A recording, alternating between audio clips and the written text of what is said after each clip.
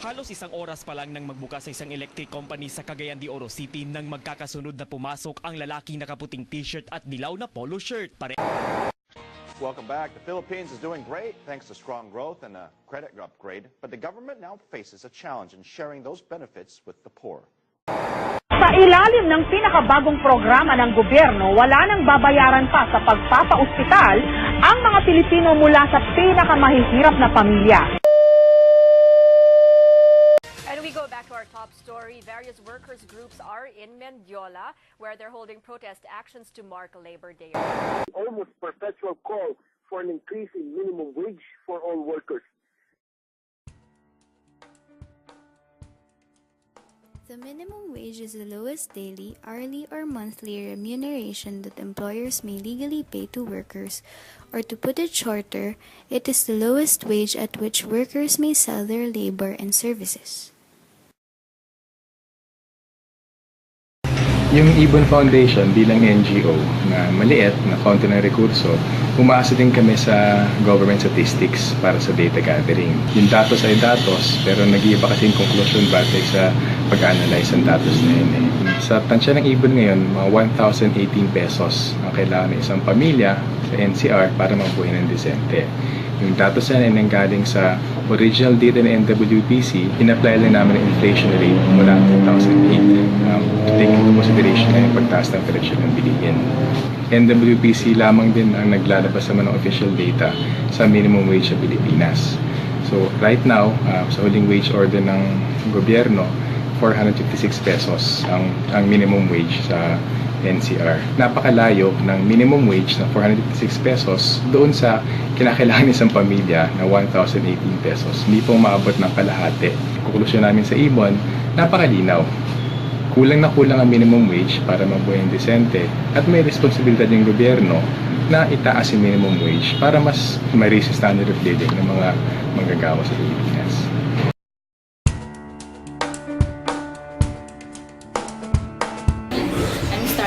I am 20 years of age. I work here every day. I work here about 9 hours, including our one hour break.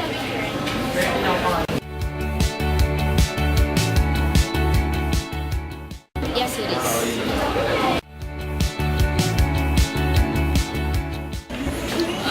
I allocate my salary, my family, my fares, basic needs, fares, groceries, of course, malls, and then also for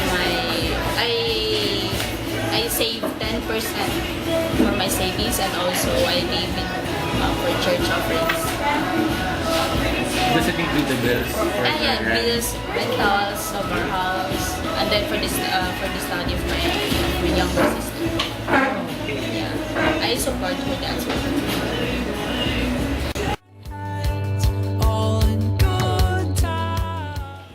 Personal view minimum wage. For me, it's not enough because here in Metro Manila, we only have 456 a day.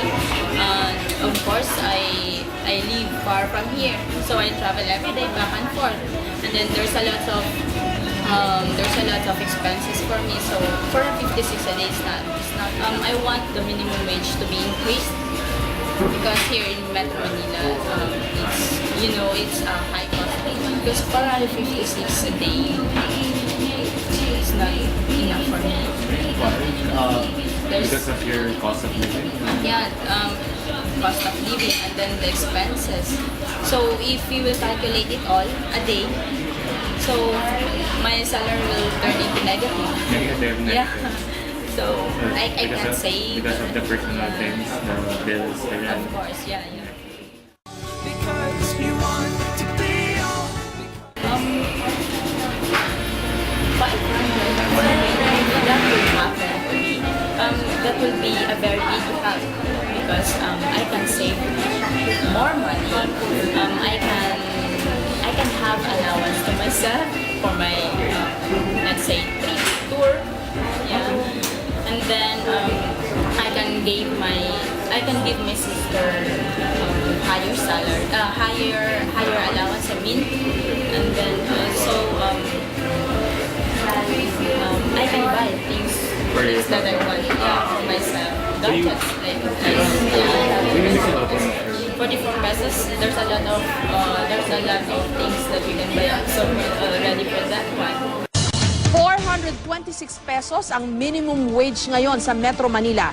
Pero ayon sa National Wages and Productivity Commission, base sa cost of living sa Kamaynilaan, aabot lang daw sa 346 pesos ang halaga ng arawang sahod ng mga minimum wage earner.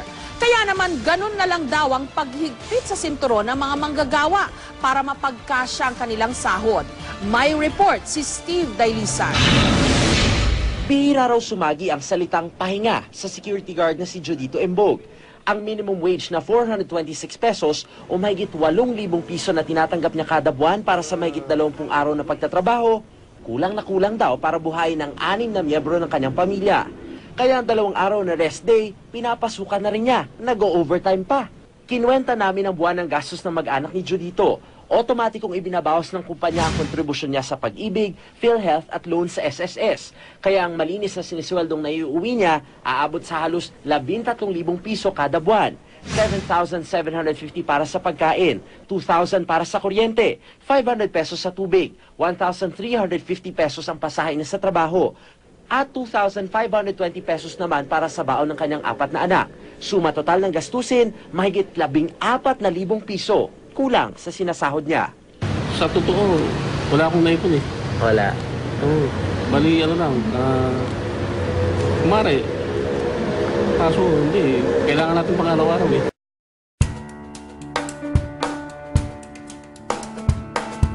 The truth about the minimum wage.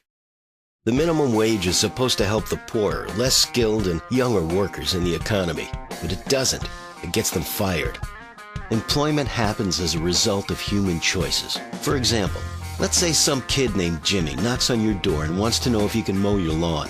If your lawn really needs to be mowed, you might choose to employ him for $10. If he charges $20, we might still not complain. But if he charges $50, $100, $1,000, at some point that job will not be created. Jimmy will be unemployed. Why is this? It isn't because you're greedy, but simply because you value $100 more than that service being provided. In this case, your lawn being mowed. An employer has to believe that the value created by an employee is greater than his cost. And that is why minimum wage laws cause unemployment. It is impossible to sustain employing anyone doing work which is valued less than their wage. The higher the minimum wage, the sooner Jimmy is out of a job. Think about it. How many jobs would be lost if entrepreneurs were forced to only hire people whose labor they valued at $20 an hour? How about $50? $100 an hour? If the minimum wage is fundamentally sound, we should be able to increase it without fear of hurting the economy. Sure, some very highly skilled workers wouldn't be hurt by a $100 an hour minimum wage, but the rest of the workforce would be unemployed. When employment costs increase, entrepreneurs have two choices. They can reduce the amount of people they employ, or they can raise the price of the goods they produce. Otherwise, they're in the red. This makes the minimum wage a double whammy. Even if you don't lose your job, you and everyone else in the economy will be forced to pay for more expensive goods. Now that's counterproductive. And keep in mind, who is hurt most by rising prices? It's the lower wage workers, the very people the minimum wage is trying to help. In a free market, employment is a win-win-win situation. Employers benefit because the value created by their employees is greater than their cost. Workers benefit not only from a wage, but they also gain work experience, which they can use to demand higher wages in the future. And society as a whole benefits from that labor being added to the total pool of economic productivity. But the unemployment caused by the minimum wage is a lose-lose-lose. Workers are robbed of their wages and that invaluable work experience. Employers are robbed of the benefit that would have been gained by employing. And the whole economy is worse off because those unemployed workers are now unable to contribute their labor to help everyone's economic prosperity. To learn more about sound economics, visit fee.org.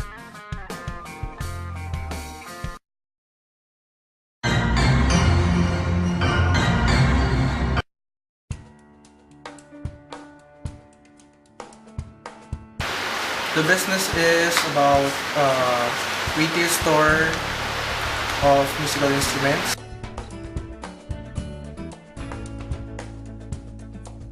HR officer or human resource officer.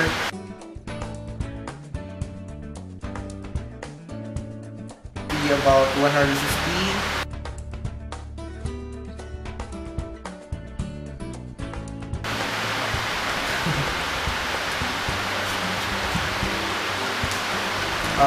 It depends on the number of employees you have in your company because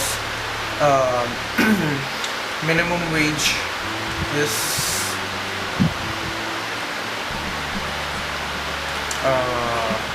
minimum wage affects the business in a way that the more employees you have, the more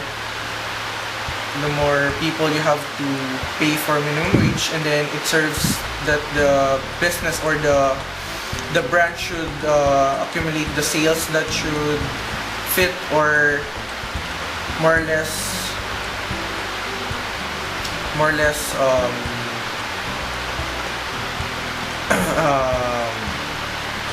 stand to the expenses of the company.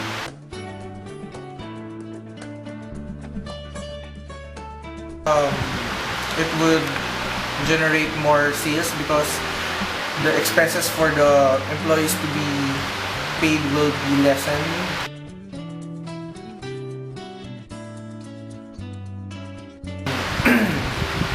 It will affect in a way that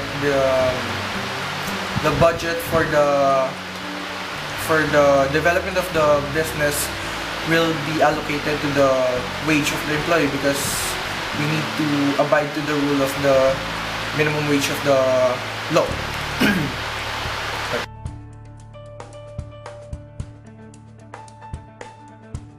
Hindi siya makaka-apekto sa sales kasi yung nag-generate ng sales is yung items na binibenta sa retail store. So, directly hindi siya nakaka-apekto kasi iba yung allocation nung payment or yung wage na binibigay sa tao tsaka yung mismong sales na nakukuha in the products na binibenta sa retail store.